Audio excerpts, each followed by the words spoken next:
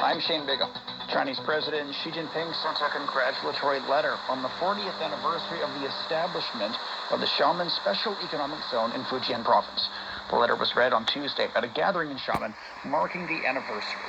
The president called for deepening overall reform and opening up while promoting high-quality development in the Special Economic Zone. He says the zone's played a unique role in promoting national reunification, and efforts should be made to advance the integrated development of both sides of the Taiwan Strait. The Chinese president sent a message of condolences to his Philippine counterpart, Rodrigo Duterte, over the losses and deaths caused by Typhoon Rai. Xi Jinping says China is willing to provide assistance to the Philippines to help the country rebuild from the devastating destruction that was caused by the typhoon. The Chinese government started distributing relief supplies to help thousands of victims of Typhoon Rai that battered the central and parts of the southern Philippines last week. The typhoon's blamed for at least 375 deaths in the Philippines, with 56 people missing. The Chinese ambassador Huang Xilian says the embassy in Manila has raised 20,000 food packages. With the help of the local Filipino-Chinese community, these relief goods are on their way to storm-affected parts of the Philippines. Huang says over 4.7 million kilos of Chinese government-donated rice are already being distributed in different Philippine ports.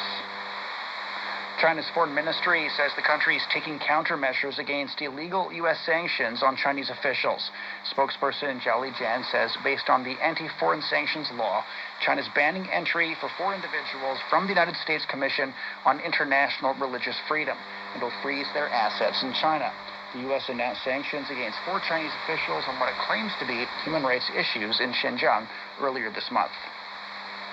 An unvaccinated man in Texas is believed to be the first victim in the United States to die from the Omicron variant of COVID-19. Harris County Judge Lena Hidalgo says the victim had an underlying health condition. And so today we have an announcement, and it's unfortunate that we have to come back to where we are. My phone was ringing, I'm sure you guys noticed, and it was a public health director telling me that we just had our first Omicron-related death. A man in his 50s resides in Harris County Precinct 2. The U.S. Centers for Disease Control and Prevention says Omicron accounts for 73% of new cases across the country in the week that ended on December the 18th. The head of the World Health Organization recommended canceling events over the festive period in light of the growing number of cases of the COVID-19 Omicron variant worldwide.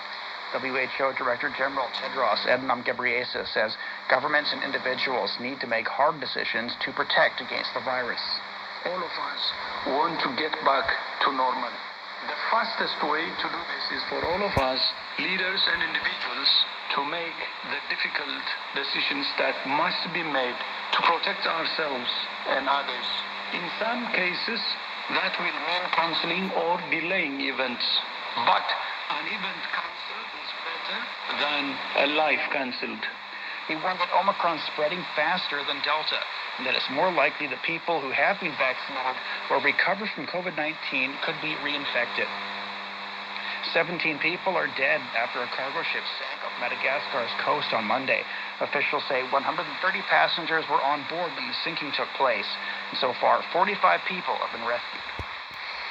A senior United Nations officials warned that almost half of Somalia's population will need life-saving humanitarian aid in 2022. Adam Abdelmullah is the humanitarian coordinator at United Nations Assistance Mission in Somalia. He says the African nation is facing one of the most complex humanitarian crises in the world due to a devastating drought. Usually, Somalia should be receiving the November to December rains now. Instead, widespread drought has devastated the country. Over 3.2 million people are experiencing the cumulative effects of 3 consecutive below average rain seasons. He adds that nearly 170,000 people are being forced to leave their homes in search of food, water, and pasture for their livestock. The UN's also released $17 million from its Central Emergency Response Fund for immediate assistance. And that's the news. I'm Shane Bigham.